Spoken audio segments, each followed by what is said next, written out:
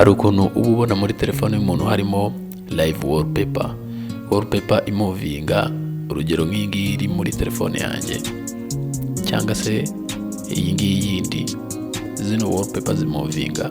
Nimba utazi ukuntu bayishyira muri telefone rero ino video yabigufashamo.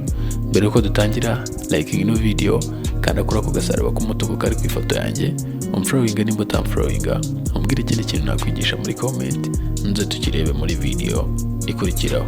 Bigenda bite rero? Ntago bigusaba ibintu byinshi, bikorerwa hano kuri TikTok. Uraza ugafungura application yawe ya TikTok nk'ibisanzwe, warangiza ukajya hano usacingira, ugasacinga icyo bita set wallpaper cyangwa se live wallpaper.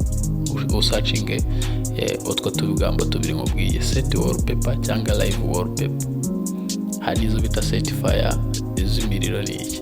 Noneho uraza ukahita usanga wallpaper nyinshi ariko zimovinga, ugahitamo iyo ushaka wumva ukunze.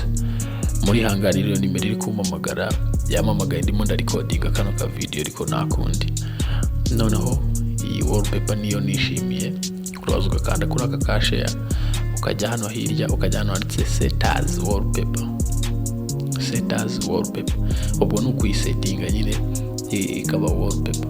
Iyo ukanzeho bahita kuvuga ngo set as wallpaper, nanone ukahita ukandaho. Noneho hano bigusaba kufuta aka application ka TikTok ko bita TikTok live wallpaper.